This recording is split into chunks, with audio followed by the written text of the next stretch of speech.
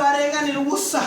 turaguhamagaye ngo turenganure turaguhamagaye ngo tugwanirire twebwe ntacyo na kimwe twakwishoboza ariko tugufite dufite Imana ikomeye Mwami Yesu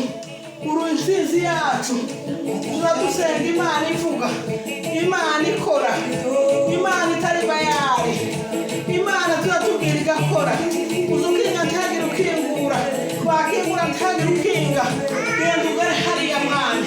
genda ugare hariya Mwana waje bari abantu bose bari guhohoterwa genda n'ubwoko bwawe Mana genda n'ubwoko bwawe Mana we wumva isengesho ryacu ndikubwiraho Mwana waje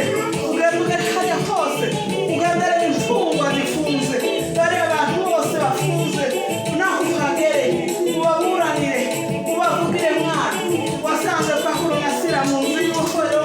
Mwami waje ngo bagusenge imigozi irakinguka iminyururu irakinguka irarenguka basohokamo Mwami waje abantu benshi barakirwa ku bwabo gendera ubwoko bwacu bw'abanyamurenge ubwoko bw'abanyamasisi ubwoko bw'abanyarwanda buri muri Kongo uhabwa kwitwa Mwami umunsi ku wundi ubwoko Mwami wahanje buhaburengana kera hariya ituri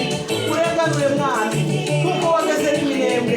ukora ibitangaza bikomeye abantu bakaba bari mu mutekano n'umunsi naho ugenda uhagere Kongo yacu isangishe uyuzuzemo amahoro uyuzuzemo Mwami waje umutekano turagutumye mucecekeshe ku isi hose ahantu hari intambara ugende Mwami uhatanga amahoro wamamaza amahoro Mwami asante kuza mu buzima bwacu amen.